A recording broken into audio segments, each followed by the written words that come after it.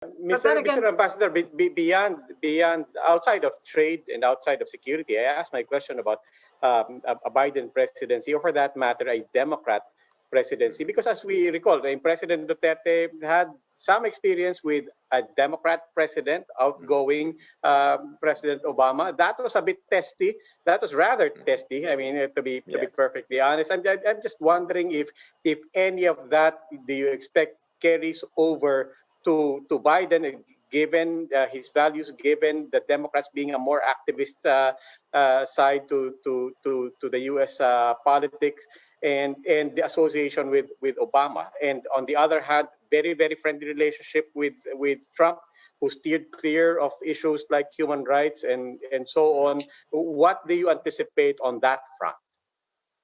Well, we anticipate that there will be all these issues will be. They have been consistently being discussed even before the Trump administration. There's always been issues that have been thrown our way as far as human rights and also even freedom of the press. No, those are issues that have been discussed for so many years now. We had some interaction with some Democratic senators. We've made it clear to them that it's not as if we're turning a blind eye on all of these things. We take note of all of the things that they've been saying. And I think that there's been some improvement, in my view, at least from the reports that I get here, on those human rights issues that have been discussed in the past. Like, for instance, we've pointed out to them that how many police officers have been dismissed, for instance, and that there's now a better control on how arrests are being made and so forth and so on. Now, on the other issue of freedom of the press, I know that the Maria Ressa is still foremost in their minds, but we were just comparing very recently. In fact, just 2 days ago, there was a State Department notice to Vietnam that they were concerned about the arrest of three journalists in Vietnam, for instance, and we are not even in the list of those that are supposed to be a suppression of the press.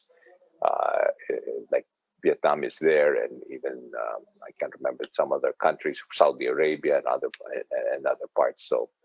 So again, it's a challenge, but I think at the end of the day, what's important to the United States is the importance of our relationship as far as security is concerned.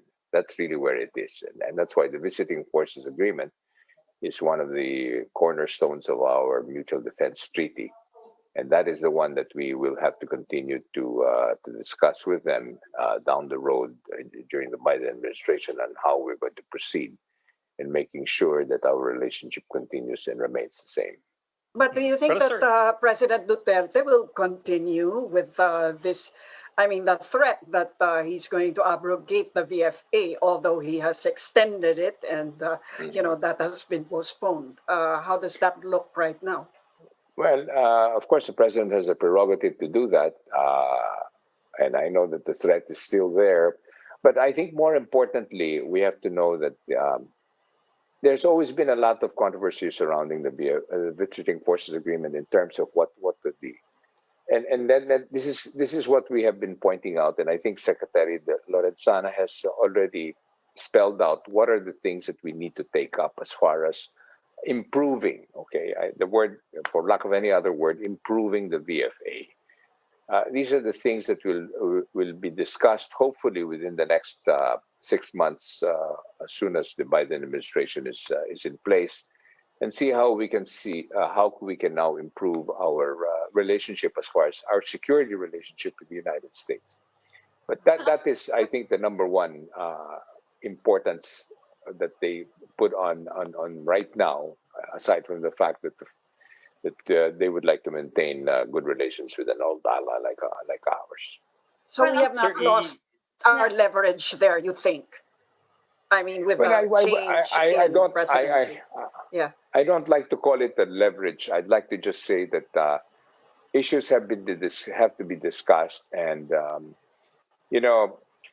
one thing for sure is that it's very important for the Philippines now more than ever, and quite honestly, now that I'm here in Washington, D.C., it's very important for us to also stand up a little bit on several issues, because if we cannot continue to just simply agree on everything, there has to be some disagreements on some issues that we feel is not really good for us. No?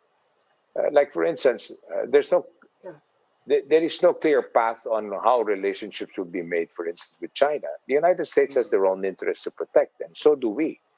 And I think that that's one thing that we've learned from all of this so-called issues and controversies surrounding relationships with China, the United States, and the VFA, is that there are things that we need to be able to point out to this country that we have our own interests to protect also, which is very important. And I think that whatever you say about President Duterte's style of diplomacy, he has made it clear to this country that you cannot just continue to take us for granted for everything that you want from us. There are certain things that you need to do to be able to actually, we can rightfully say that you and I are allies and really close friends.